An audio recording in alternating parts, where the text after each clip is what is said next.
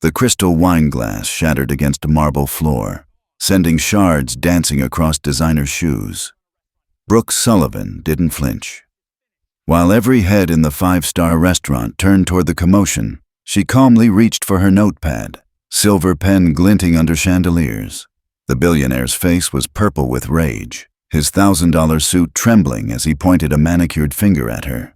"Fire her, now!" Damien Cross roared, his voice echoing off cathedral ceilings. "This incompetent little—" "No." Manager Connor's quiet voice cut through the chaos like a blade. Brooke's pen stilled. In the deafening silence that followed, she noticed what everyone else missed. The slight tremor in Cross's hand. The micro-expression of fear that flashed across his features when he looked at her pen. Some secrets, she realized, were worth killing for. The evening had started like any other at Le Bernardin, Denver, with the soft clink of crystal and the murmur of conversations flowing like expensive wine. Brooke Sullivan moved between tables with practiced grace, her black uniform crisp despite the 8-hour shift that had her feet screaming in protest. She'd learned long ago that survival in the service industry required more than just carrying plates. It demanded reading people faster than they could dismiss you.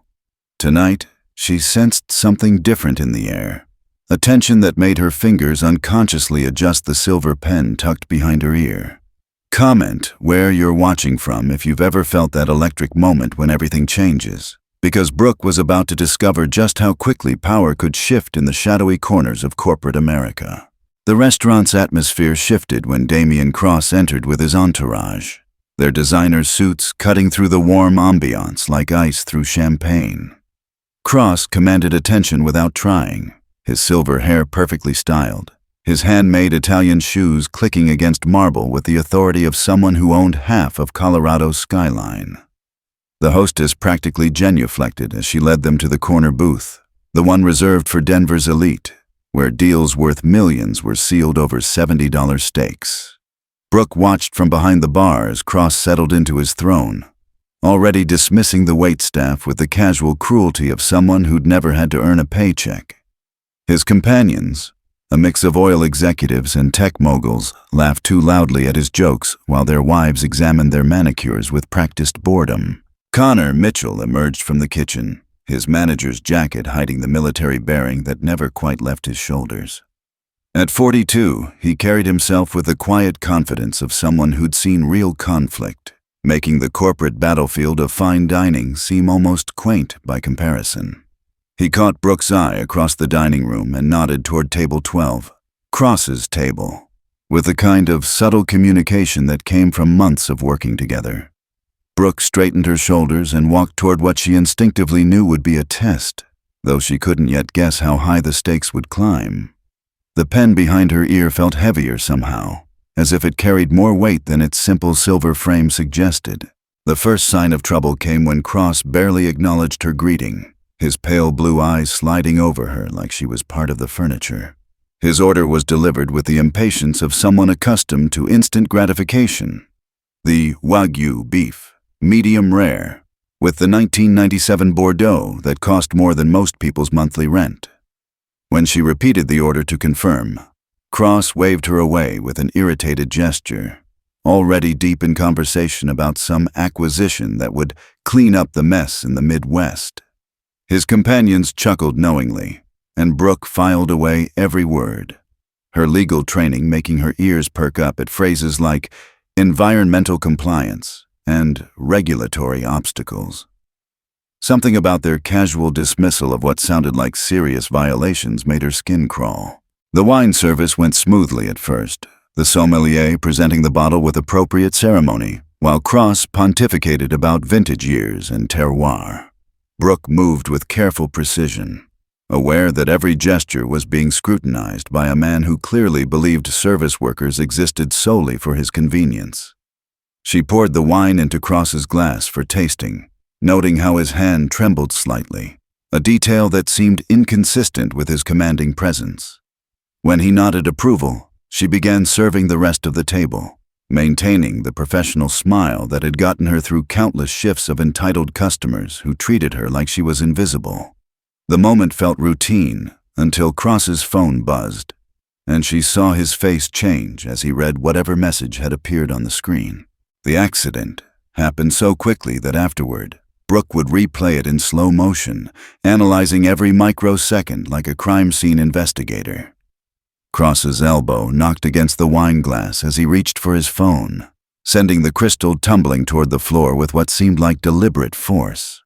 The sound of shattering glass cut through the restaurant's gentle hum, drawing every eye to their corner table as the expensive Bordeaux spread across marble like spilled blood. Cross was on his feet instantly, his face contorted with a rage that seemed disproportionate to the minor accident, his finger already pointing at Brooke with accusatory fury.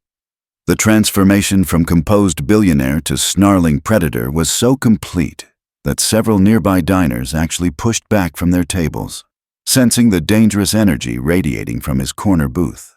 You clumsy little nobody! Cross's voice carried across the restaurant with the crack of a whip, his earlier refinement evaporating into something uglier and more primitive. Do you have any idea what that wine cost? What this suit costs? You people have no respect for anything valuable because you've never owned anything worth more than pocket change. His companion shifted uncomfortably, clearly embarrassed by the display, but unwilling to contradict a man whose investments funded their lifestyles. The restaurant fell into the kind of uncomfortable silence that accompanies public humiliation, servers freezing mid-step while diners studied their plates with sudden fascination. Brooke stood perfectly still in the center of the storm, her expression unreadable as Cross continued his tirade, noting how his voice cracked slightly on certain words, a tell that would prove significant later. Connor appeared at the table as if summoned by the commotion, his presence immediately commanding despite his quiet approach. His gray eyes took in the scene, the shattered glass, Cross's flushed face, Brooke's unnaturally calm demeanor, and something shifted in his expression, like a soldier recognizing the terrain of an old battlefield. When Cross demanded Brooke's immediate termination, using language that made his wife wince and his business partners study their watches, Connor's response was delivered with military precision. The single word "no" hung in the air between them like a challenge, backed by an authority that had nothing to do with restaurant hierarchies and everything to do with a man who'd learned to stand his ground under fire. The confrontation escalated from there, with Cross threatening lawsuits and boycotts while Connor remained unmoved, his protection of Brooke seeming to stem from something deeper than employee loyalty. As the evening spiraled toward its climax, Brooke found herself observing details that others missed. The way Cross's hands shook when he thought no one was looking. The micro-expressions of fear that flickered across his face when his eyes landed on her silver pen.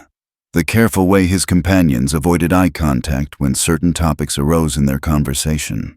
Her phone buzzed with a text message that made her blood run cold. "Time to come home, little sister. We have work to finish."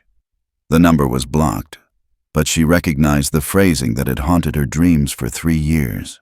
As Cross stormed toward the exit, hurling threats over his shoulder about destroying Connor's career and shutting down the restaurant, Brooke realized that the evening's events were no accident. Someone was pulling strings from the shadows, and the game she'd been playing was far more dangerous than she'd imagined. Brooke's apartment in the Capitol Hill district told 2 conflicting stories, like a resume written by someone with multiple identities. The studio space was small enough that she could touch both walls with outstretched arms, the kind of place that advertised cozy charm, but delivered claustrophobic reality. Yet scattered among the thrift store furniture and hand-me-down kitchen appliances were items that didn't belong. A leather-bound set of legal textbooks worth thousands of dollars, a laptop computer that cost more than 3 months' rent, and a collection of fountain pens displayed in a case that looked out of place against the peeling paint and second-hand decorations. She moved through the space with the efficiency of someone accustomed to living light, but her fingers lingered on the expensive items as if they were talismans connecting her to a different life. The Harvard Law diploma hung in the tiny bathroom, the only place where visitors wouldn't immediately notice the prestigious university seal that contradicted everything about her current circumstances. Brooke stared at her reflection in the cracked mirror, noting how the fluorescent light made her look older than her 28 years, highlighting the stress lines that had appeared around her eyes since she'd started working at the restaurant 6 months ago. The face looking back at her belonged to someone who'd graduated magna cum laude from one of the nation's top law schools. Someone who'd been recruited by white shoe firms in Boston and New York before everything fell apart in a cascade of family tragedy and corporate betrayal. The Waitress uniform hanging on the back of the door told a different story, one of survival and adaptation, of a brilliant mind forced to hide in plain sight while pursuing a justice that the legal system had failed to deliver. Connor's military background explained the protective instincts that had surfaced during the confrontation with Cross. But the full story ran deeper than mere professional courtesy. He'd served 2 tours in Afghanistan as an intelligence officer, developing skills in threat assessment and strategic thinking that translated surprisingly well to managing a high-end restaurant where egos and alcohol created their own explosive combinations. His apartment above the restaurant was spartanly furnished but meticulously organized, with military medals hidden in a drawer beneath takeout menus and staff schedules. The Purple Heart and Bronze Star spoke of sacrifices made in foreign deserts, but the real war had followed him home in the form of a mission that required him to guard someone whose importance he'd only recently begun to understand. The photograph tucked behind his bathroom mirror showed 2 young women at a college graduation, one of whom he'd sworn to protect long before she walked into his restaurant looking for work. Cross's business empire sprawled across the Rocky Mountain region like a cancer, absorbing smaller companies and leaving behind empty factories and unemployed workers in towns from Montana to New Mexico. The public face of his success was carefully curated: charitable donations, environmental initiatives, and community development projects that earned him plaques and honorary degrees from universities grateful for his donations. But the private reality was darker. A network of shell companies and offshore accounts that allowed him to strip assets from acquired businesses while avoiding taxes and environmental cleanup costs. His downtown Denver headquarters occupied 30 floors of glass and steel, a monument to capitalism that cast shadows over the neighborhoods below where his policies had displaced families and destroyed communities. The man who'd raged about spilled wine controlled billions of dollars and thousands of jobs. Yet something about a waitress's pen had triggered a fear response that suggested his power wasn't as absolute as it appeared. The research Brooke conducted in the apartment's cramped kitchen revealed patterns that made her former legal training kick into high gear. Cross's charitable foundation had donated millions to environmental causes, while his company systematically violated EPA regulations across 7 states. The tax filings were public record, but the shell company structures required sophisticated knowledge to untangle, the kind of expertise that came from 3 years of studying corporate law at Harvard before family tragedy derailed her career plans. She spread financial documents across her kitchen table like a war room briefing, using colored pens to trace money flows and corporate connections that painted a picture of systematic fraud. The wine incident at the restaurant had been a convenient excuse for Cross to create a scene. But his reaction to her pen suggested he recognized something specific, perhaps a tool or symbol from his past dealings that triggered memories of previous investigations. The second encounter happened at a coffee shop in the Lower Highlands, one of Denver's gentrified neighborhoods where former warehouses had been converted into artisanal spaces serving $20 cocktails to tech workers and real estate developers. Brooke was reading through case law on her laptop when Cross walked in with a smaller entourage, his presence immediately shifting the atmosphere from casual to tense. She watched him order: black coffee, no sugar, paid with a credit card that required 2 forms of identification, and noted how his eyes swept the room constantly, like a man expecting threats from any direction. When their eyes met across the crowded space, she saw the same micro-expression of fear from the restaurant, confirming that his reaction wasn't about the spilled wine or her service skills. Something about her specifically had triggered his defensive response, though neither of them was ready to acknowledge the connection that would soon explode into open warfare. The phone call that night changed everything, arriving at 3 a.m. with the kind of timing designed to maximize psychological impact. The voice on the other end was familiar, yet strange. Her sister Paige, supposedly dead for 3 years, speaking in the careful tones of someone who'd learned to communicate in code. The conversation was brief and cryptic, but the message was clear. The work they'd started in Boston wasn't finished, And Cross was just one piece of a puzzle that involved federal crimes and corporate conspiracies reaching into the highest levels of government.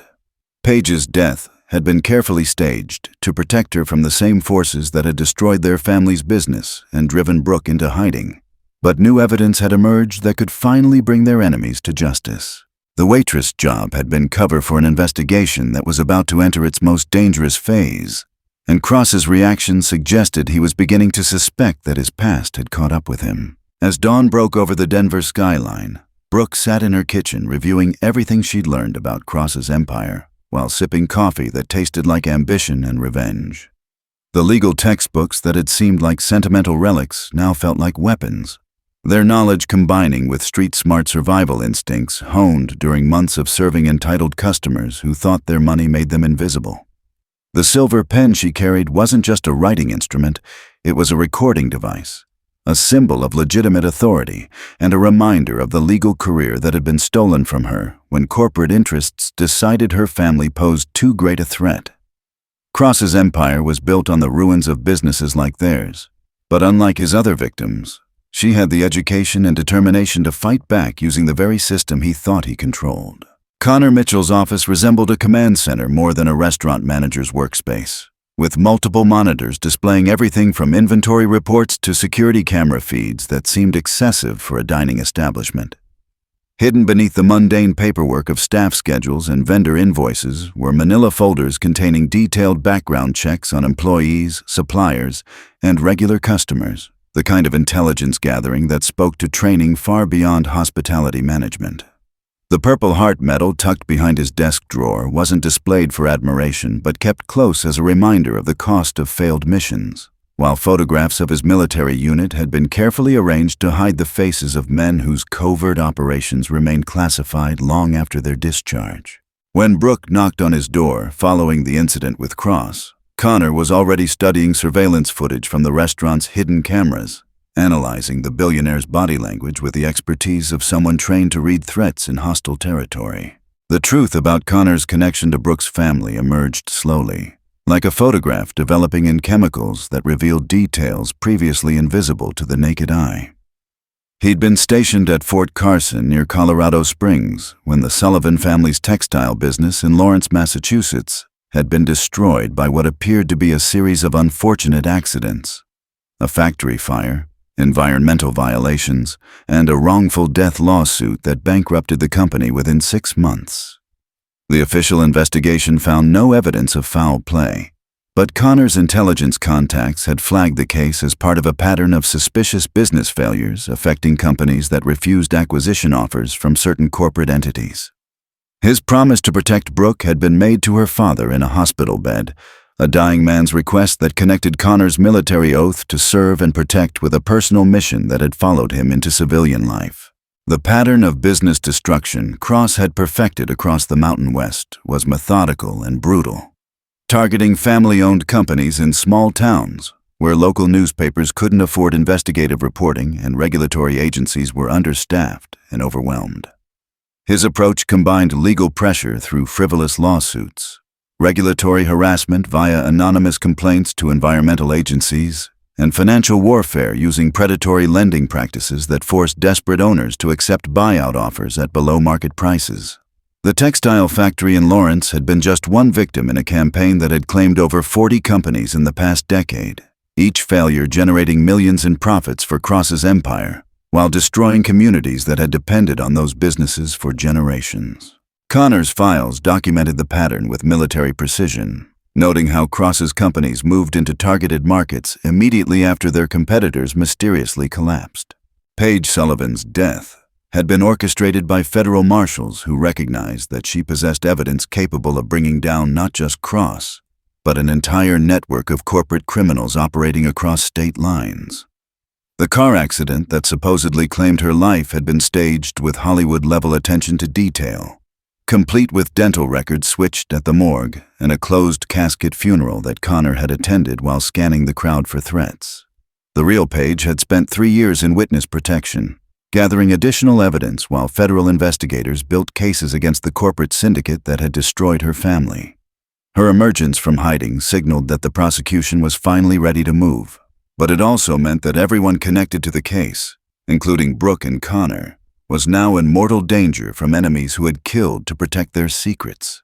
The revelation that Cross's pattern of business destruction was connected to federal contracts added a national security dimension to what had appeared to be simple corporate greed. Many of the companies he'd acquired had held contracts with the Department of Defense, their specialized manufacturing capabilities making them strategic assets in America's military supply chain. Cross's systematic acquisition of these businesses gave him unprecedented control over critical defense infrastructure, while his offshore financial arrangements suggested foreign involvement in what amounted to economic warfare against American interests. Connor's intelligence background allowed him to recognize the implications immediately. Cross wasn't just a greedy businessman, but potentially a national security threat whose activities had attracted attention from agencies that operated in shadows darker than any corporate boardroom. The surveillance network that Cross had deployed against Brooke was sophisticated enough to make Connor's military instincts kick into high alert, with private investigators using techniques typically reserved for counterintelligence operations. His security team had identified 3 separate crews conducting round-the-clock observation of the restaurant, Brooke's apartment, and even the coffee shop where their second encounter had occurred. The level of resources being deployed suggested that Cross was either paranoid beyond reason or genuinely terrified of what Brooke represented, though Connor suspected the truth combined elements of both explanations. The electronic surveillance was equally concerning: phone taps, email monitoring, and GPS tracking that required government-level clearances to implement legally, suggesting that Cross had allies within federal agencies who were willing to abuse their authority to protect his interests. When Brooke confronted Connor about his protective behavior, the conversation took place in the restaurant's wine cellar where the thick stone walls would defeat most electronic surveillance methods. Her questions were sharp and precisely targeted, revealing an understanding of intelligence tradecraft that came from her legal education and months of living under assumed identity.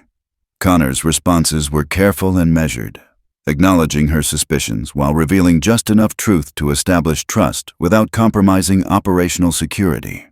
The dynamic between them shifted from employer-employee to co-conspirators, united by shared commitment to justice, but separated by different levels of training and experience in the dangerous game they were about to play. The wine cellar meeting established the foundation for an alliance that would prove crucial in the battles ahead, while also acknowledging that their enemies were powerful enough to destroy them both if they made careless mistakes. The private investigator following Brooke was a former FBI agent named Marcus Webb, whose early retirement from the Bureau had coincided suspiciously with several high-profile cases that had been dropped without explanation. His surveillance techniques were professional but not invisible to someone with Connor's background, and the equipment he was using suggested backing from organizations with access to military-grade technology. Webb's team had been tracking Brooke since her first day at the restaurant, building detailed profiles of her daily routines and social contacts that would allow them to predict her movements and identify vulnerabilities. The surveillance was preparation for something more aggressive than simple observation. Cross's organization was planning to eliminate the threat that Brooke represented, and Connor realized that his protective mission was about to become a combat operation requiring all the skills he'd learned in Afghanistan. As the chapter concluded, Connor stood in his office reviewing intelligence reports that painted a picture of corporate conspiracy reaching into the highest levels of government, while monitors displayed real-time surveillance of the threats converging on their location. His military medals felt heavier in their drawer, reminders of oaths taken and prices paid in service of ideals that seemed increasingly rare in a world where money could buy anything, including justice, silence, and death. The restaurant below hummed with the ordinary business of serving meals to customers who had no idea they were dining above a command center preparing for war against enemies who had already killed to protect their secrets.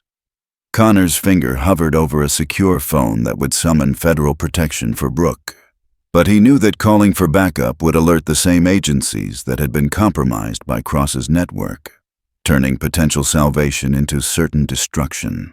The Denver corporate district transformed into a chessboard at dawn, with glass towers reflecting the morning sun like mirrors designed to blind anyone bold enough to stare directly at the centers of power.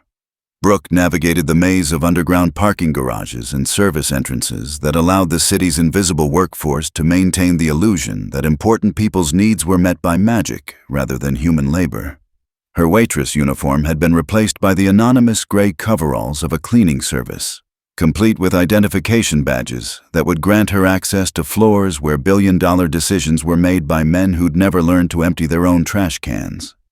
The transformation from restaurant server to corporate spy felt natural after months of practicing invisibility, though the weight of recording equipment hidden in her cleaning cart reminded her that today's mission carried stakes far beyond spilled wine and hurt feelings. Cross's headquarters occupied the top 10 floors of the Millennium Tower, a monument to capitalism that scraped the Denver skyline with architectural arrogance that demanded attention from every corner of the city. The building's security was impressive but focused outward, designed to prevent terrorists and activists from disrupting business rather than detecting intelligence gathering by someone with legitimate access credentials. Brooke's cleaning service cover had been Connor's idea, utilizing contacts from his military intelligence background to create an identity that would allow her to observe Cross's operation from the inside. The morning shift began before dawn, when executives were still sleeping off their expensive dinners and the building's corridors echoed with the whispered conversations of workers who knew more about corporate secrets than the men who paid their wages. The executive boardroom on the 35th floor was a temple to power, with floor-to-ceiling windows offering panoramic views of the Rocky Mountains, while mahogany furniture and crystal fixtures created an atmosphere of intimidating elegance. Brooke worked methodically around the massive conference table, her trained legal mind cataloging documents and electronic devices that had been carelessly abandoned after late-night strategy sessions. The whiteboard still contained fragments of conversations about regulatory obstacles and environmental compliance issues that confirmed her suspicions about Cross's willingness to ignore federal law when profits were at stake. The listening device she planted beneath the conference table was smaller than a coin but sophisticated enough to transmit real-time audio to Connor's monitoring station, giving them unprecedented access to conversations that would normally require federal warrants to intercept. The appearance of Adrienne Blackwell in the boardroom at 7:30 that morning changed the entire dynamic of Brooke's investigation, introducing a player whose presence hadn't appeared in any of their intelligence gathering about Cross's organization. Blackwell moved through the space with the confidence of someone who owned everything she touched, her Armani suit and Louboutin heels announcing wealth and power that made Cross's displays seem amateurish by comparison. Her conversation with Cross was conducted in the careful language of business partners who didn't entirely trust each other, but the substance revealed that she was the architect of the systematic business destruction that had claimed Brooke's family company. Cross was merely the front man, a useful idiot whose public profile provided cover for operations planned and executed by someone with connections reaching into the highest levels of federal government. The revelation that Cross's financial empire was built on borrowed money and leveraged buyouts added a crucial vulnerability to their target, suggesting that his power was more fragile than his public image suggested. Blackwell's criticism of his recent acquisitions focused on cash flow problems and regulatory investigations that threatened to expose the criminal enterprise they'd built together, while her solutions involved eliminating witnesses and destroying evidence through methods that made Cross visibly uncomfortable. The conversation revealed that their organization had killed before to protect their interests. The accidents that had claimed other business owners weren't coincidental, but deliberate murders designed to send messages to anyone who might consider resisting their acquisition offers. Brooke's family hadn't just been victims of corporate greed, but casualties in a war between legitimate business and organized crime masquerading as capitalism. The strategic positioning that had allowed Brooke to observe the boardroom meeting without detection was the result of weeks of careful planning, with Connor using his intelligence contacts to map the building's security systems and identify blind spots in surveillance coverage. Her cleaning service role provided perfect camouflage because invisible workers were trained to be literally invisible, their presence acknowledged only when something was wrong or dirty, otherwise dismissed as part of the building's mechanical infrastructure. The recording equipment hidden throughout the boardroom was military-grade technology that Connor had acquired through channels that didn't appear on any government procurement records. giving them capabilities that matched those of federal intelligence agencies. The operation was illegal by conventional standards, but justified by the corruption of legal institutions that had allowed Cross and Blackwell's organization to operate with impunity for over a decade. The dangerous escalation began when Brooke realized that Blackwell had noticed details that suggested awareness of surveillance. Subtle changes in document placement, electronic devices repositioned in ways that indicated they'd been examined by someone with technical knowledge. The woman's Harvard MBA and law degree gave her intellectual capabilities that matched Brooke's own, while her resources and connections provided advantages that leveled any playing field where they might eventually confront each other directly. The listening device planted beneath the conference table represented a calculated risk that was about to pay dividends in intelligence gathering, but it also served as bait in a trap that could destroy them all if Blackwell's suspicions proved accurate.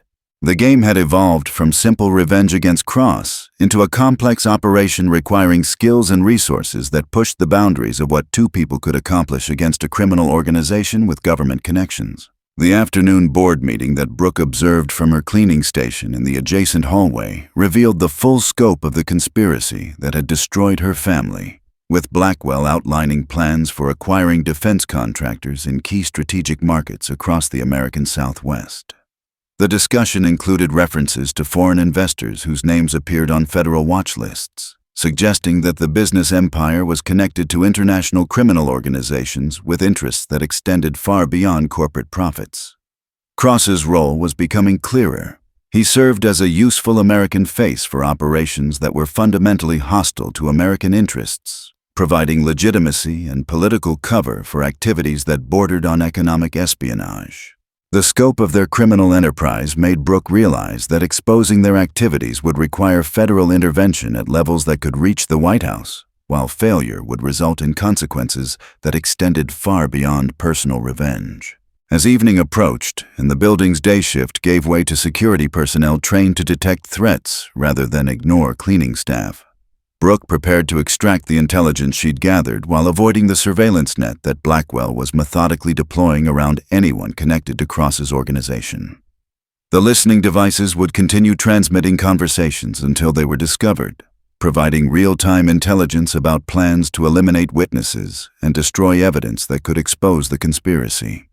Her escape route had been planned with military precision by Connor, utilizing service elevators and maintenance corridors that would allow her to leave the building without appearing on security cameras that might later be used to identify her.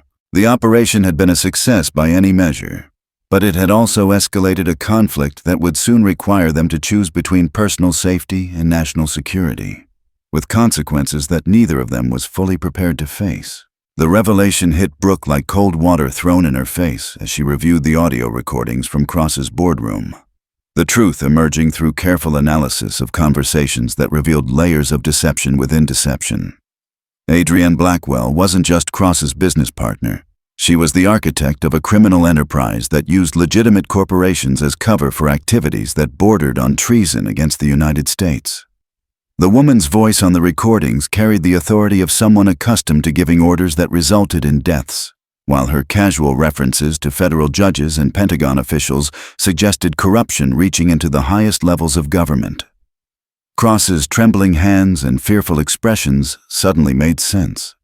He wasn't a powerful predator, but a useful pawn being manipulated by someone whose ruthlessness made his own cruelty seem amateurish by comparison. Paige Sullivan emerged from witness protection like a ghost returning to settle unfinished business.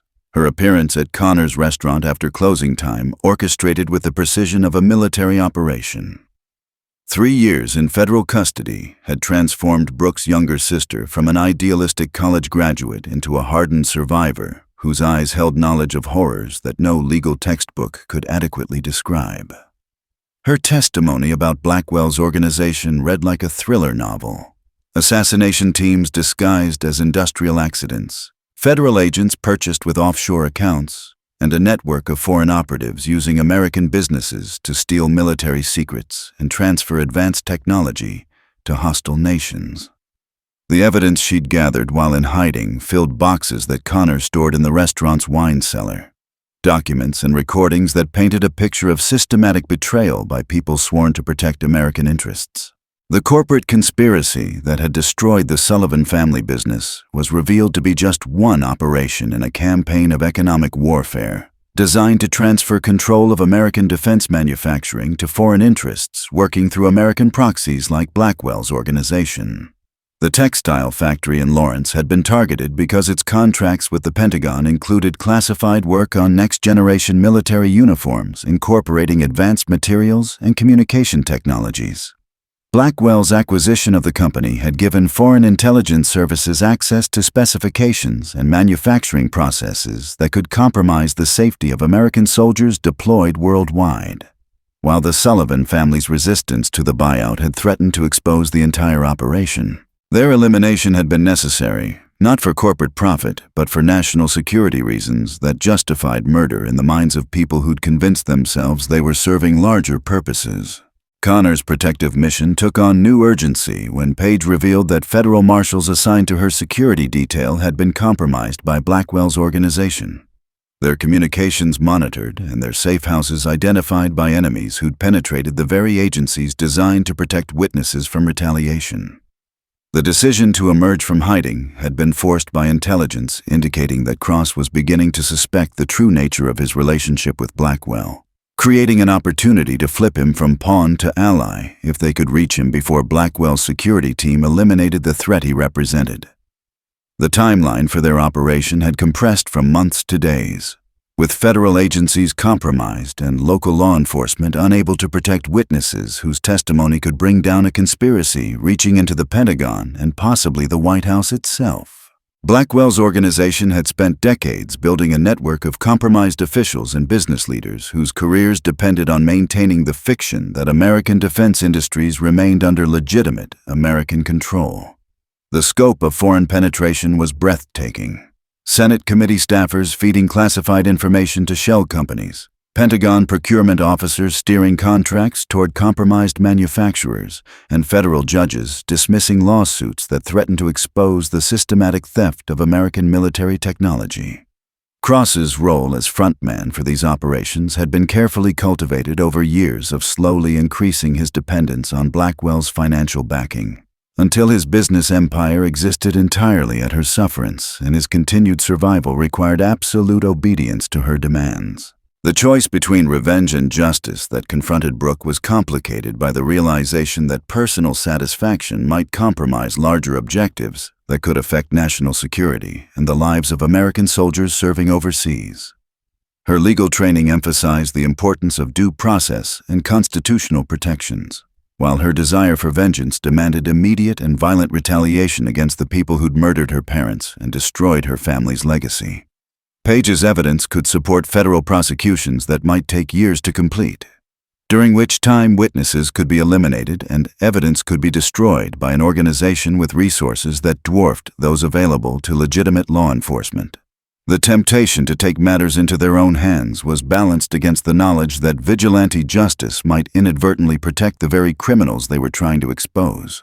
The intelligence that Connor had been gathering about Cross's security arrangements revealed vulnerabilities that could be exploited by someone with military training and access to appropriate equipment, though any direct action would need to account for Blackwell's superior resources and government connections. His contacts within the intelligence community were limited to people who'd maintained their integrity despite years of systematic corruption. A small network of patriots whose careers had suffered because of their unwillingness to participate in activities that violated their oaths to defend the Constitution. The operation they were planning would require precision timing and absolutely reliable intelligence, since failure would result in the destruction of evidence and the elimination of witnesses whose testimony represented the last hope for exposing a conspiracy that threatened the foundations of American democracy. As the chapter reached its climax, Brooke sat in the restaurant's wine cellar surrounded by evidence of crimes that reached into the highest levels of government, while her sister outlined plans for an operation that would either expose the conspiracy or get them all killed in the attempt. The weight of responsibility was crushing. Their success or failure would determine whether justice prevailed, or whether Blackwell's organization continued its systematic betrayal of American interests with impunity. The silver pen that had triggered Cross's fearful reaction lay on the table between them, no longer just a recording device, but a symbol of legitimate authority in a world where such concepts had become increasingly rare. The battle lines were drawn, alliances were forming, and the final confrontation was approaching with the inexorable momentum of historical forces that would reshape the landscape of American business and government, regardless of the personal costs to the people caught in their path. The unlikely alliance began to form in the shadows of Denver's financial district, where desperation created partnerships that would have seemed impossible under normal circumstances. Cross arrived at the clandestine meeting with the hollow-eyed look of a man who'd finally understood the true nature of his situation. His usual arrogance replaced by the survival instincts of someone who'd realized he was marked for elimination by the same organization he'd served for over a decade. Connor had arranged the encounter with military precision, using counter-surveillance techniques to ensure that Blackwell's security team couldn't monitor their conversation without revealing their own presence. The abandoned warehouse in the River South District provided perfect cover for a meeting between enemies who discovered they shared a common threat, powerful enough to overcome years of mutual animosity. Cross's revelation about threats against his family transformed him from predator to victim, his trembling hands and haunted expression telling a story of systematic intimidation that had escalated to include his wife and teenage daughters. Blackwell's organization had perfected the art of controlling their assets through fear, using surveillance and carefully orchestrated accidents to demonstrate their reach while maintaining plausible deniability. His business empire had been built on borrowed money and leveraged buyouts that left him completely dependent on Blackwell's continued support, while his personal assets had been structured through offshore accounts that could be frozen or seized if he failed to follow orders. The successful businessman who'd terrorized restaurant staff was revealed to be a prisoner in a gilded cage, his wealth and power nothing more than illusions maintained by his captors for their own purposes. The plan to expose Blackwell during her upcoming corporate gala required coordination between people who'd never worked together and had every reason to distrust each other's motives. Connor's military background provided strategic thinking and operational security, while Page's evidence offered the documentary foundation for criminal prosecutions that could reach federal courts. Cross's insider knowledge of Blackwell's organization was crucial for identifying vulnerabilities and predicting responses, though his reliability remained questionable given his history of betraying partners when convenient. The gala represented their best opportunity to reach multiple targets simultaneously, with Denver's elite gathering in one location where dramatic revelations could be recorded and transmitted to media outlets before Blackwell's security team could implement damage control measures. Brooke's true identity as a corporate fraud investigator had been carefully constructed over months of preparation, her legal education and family background providing perfect credentials for penetrating organizations that relied on legitimate business structures to hide criminal activities. Her Harvard law degree and family's textile business had given her insights into both corporate law and manufacturing processes that made her uniquely qualified to understand the technical aspects of Blackwell's operations. The Waitress cover had been Connor's suggestion, utilizing his intelligence contacts to create a background that would allow her to observe targets without triggering security protocols designed to detect law enforcement infiltration. Her months of serving entitled customers had been preparation for the performance of a lifetime, where her ability to remain invisible while gathering intelligence would determine whether justice prevailed or whether their enemy succeeded in eliminating the last witnesses to their crimes.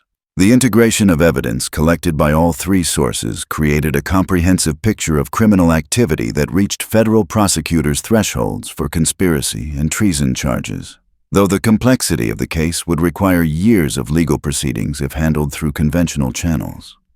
Page's recordings from witness protection included conversations between Blackwell and foreign operatives discussing the transfer of military technology and manufacturing capabilities to hostile nations, while Cross's financial records documented money flows through offshore accounts that violated federal banking regulations and tax laws.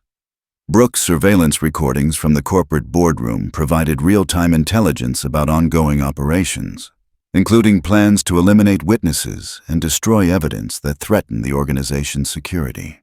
The combination of documentary evidence and witness testimony represented the strongest case against organized crime that federal prosecutors had seen in decades, assuming they could survive long enough to present it in court.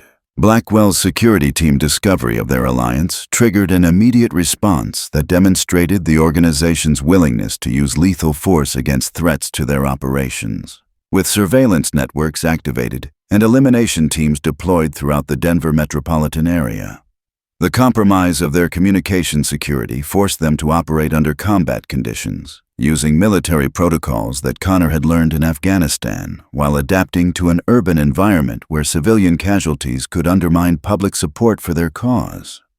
Cross's insider knowledge of Blackwell's security arrangements allowed them to predict response patterns and identify escape routes, though his suggestions were filtered through Connor's operational security requirements to prevent double agents from feeding information back to their enemies. The escalation to open warfare between legitimate investigators and criminal organizations marked a turning point where personal survival became secondary to exposing activities that threatened national security. The chase sequence through Denver's corporate headquarters began when Cross's attempt to retrieve additional evidence from his office triggered alarms that had been installed by Blackwell's security team to monitor his activities. The pursuit involved multiple teams of operatives using communication equipment and tactical gear that exceeded the capabilities of legitimate law enforcement, suggesting foreign intelligence involvement in what had begun as a corporate conspiracy. Connor's military training proved crucial for evading capture in an environment designed to channel movement through predictable corridors and stairwells, while his knowledge of urban warfare tactics allowed them to use the building's infrastructure against pursuers who'd underestimated their opponent's capabilities. The escape required split-second timing and absolute trust between people who'd known each other for less than a week, forging bonds under fire that would prove crucial in the final confrontation. The apparent capture that concluded the chapter was actually the beginning of the endgame, with Connor allowing their enemies to believe they'd achieved tactical superiority while positioning resources for a counterattack that would expose Blackwell's organization to federal law enforcement and international media simultaneously. The warehouse where they were supposedly trapped had been prepared as a strongpoint using techniques Connor had learned from asymmetric warfare, with escape routes and communication equipment hidden in locations that surveillance teams couldn't monitor without revealing their own positions. Cross's cooperation in the deception was motivated by desperate hope that redemption might be possible for someone who'd participated in activities that had resulted in multiple deaths, while his knowledge of Blackwell's standard procedures allowed them to predict how the interrogation would proceed and prepare appropriate responses. The Denver Art Museum transformed into a battlefield disguised as a social gathering, its angular architecture providing perfect cover for the kind of corporate espionage that thrived in environments where billion-dollar deals were sealed with champagne toasts and handshake agreements.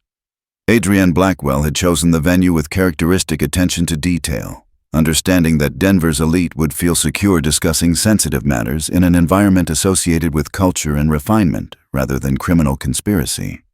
The guest list read like a who's who of American industry and government, with defense contractors mingling alongside Pentagon officials while foreign diplomats maintained careful distance from conversations that could later be denied if exposed. Brooke's infiltration of the event required perfect execution of an identity that had been months in preparation.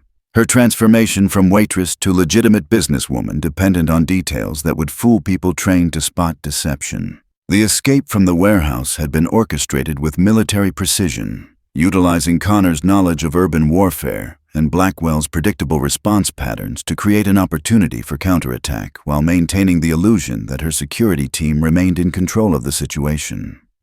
Cross's cooperation in the deception had been motivated by genuine fear for his family's safety, but his insider knowledge of Blackwell's organization proved crucial for anticipating security arrangements and identifying vulnerabilities that could be exploited during the gala.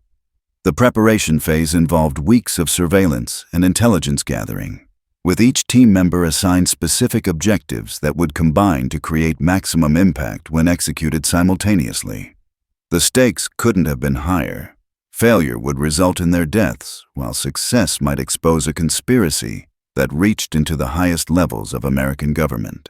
Brooke's disguise as an East Coast investment banker required her to channel everything she'd learned about corporate culture during her Harvard years, projecting the kind of educated arrogance that opened doors in environments where connections mattered more than competence.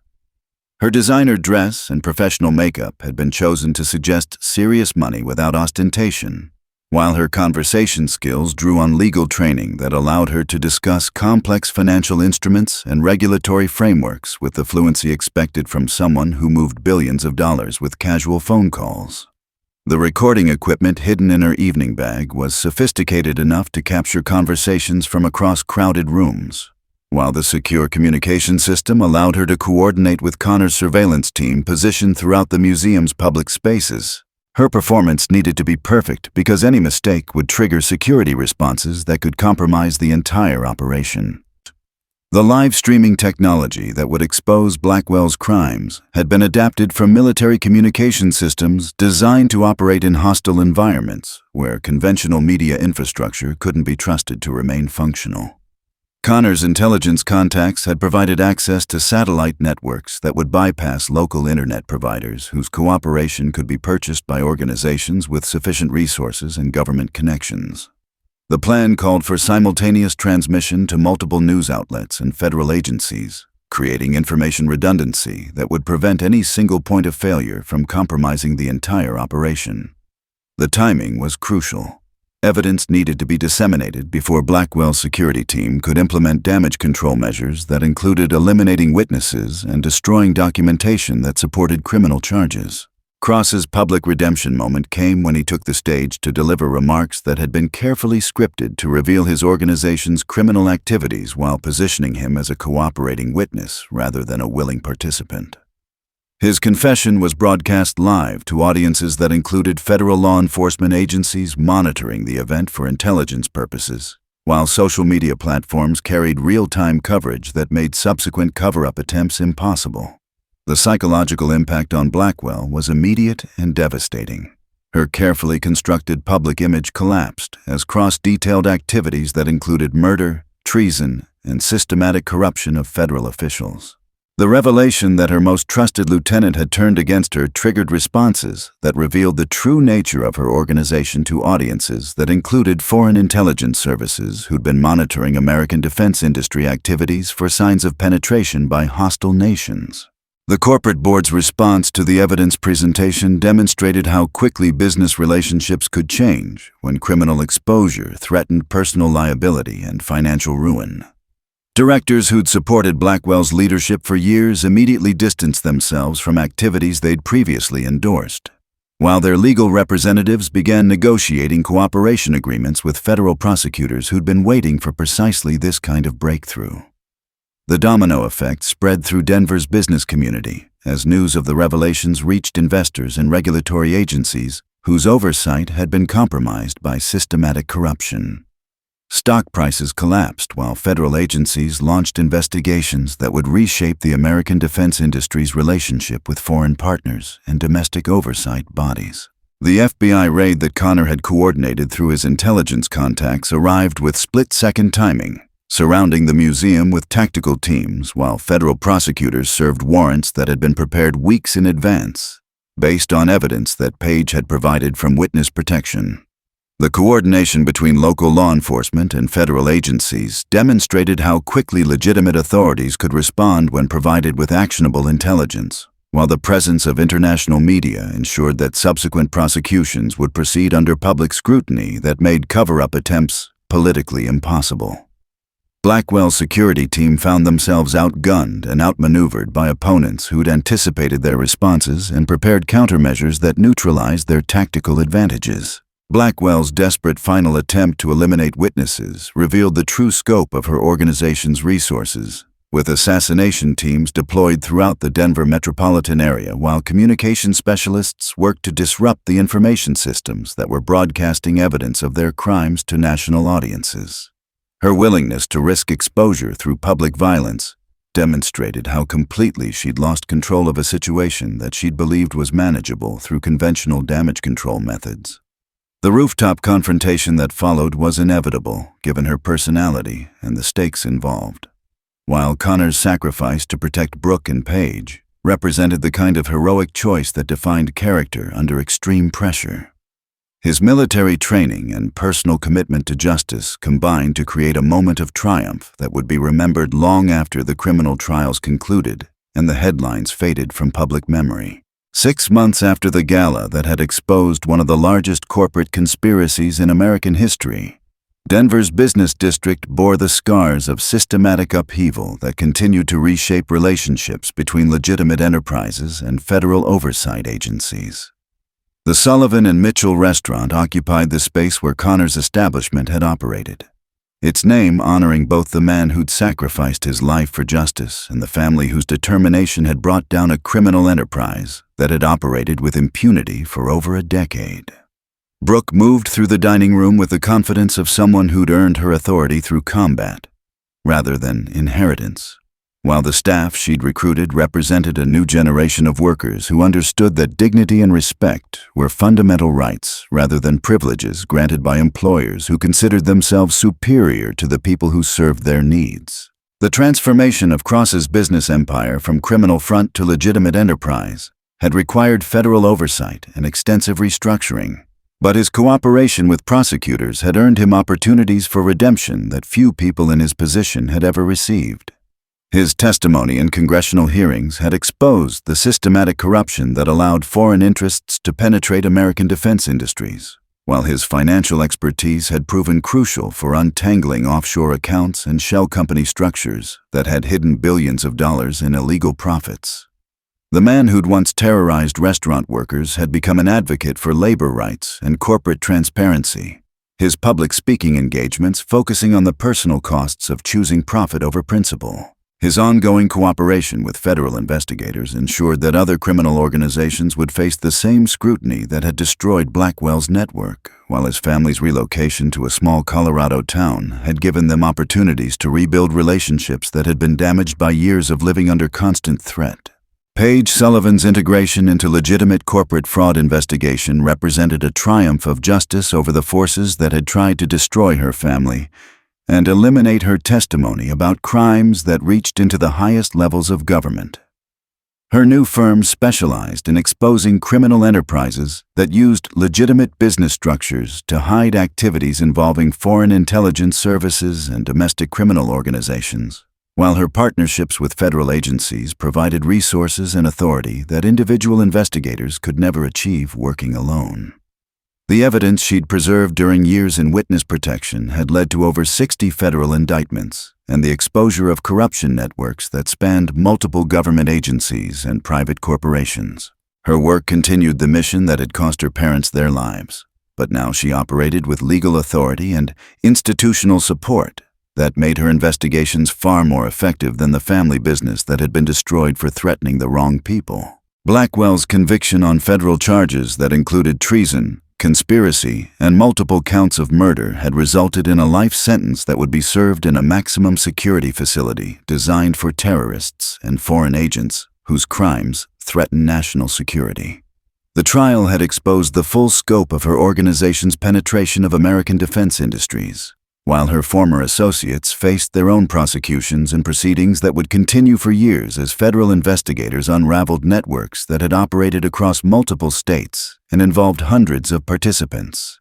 Her downfall had triggered investigations in other countries where similar operations had been established to steal military technology and transfer manufacturing capabilities to hostile nations, while international cooperation agreements had been strengthened to prevent future penetration of critical defense infrastructure. The woman who'd believed herself untouchable had become a cautionary tale about the consequences of betraying the country that had provided opportunities for success and influence.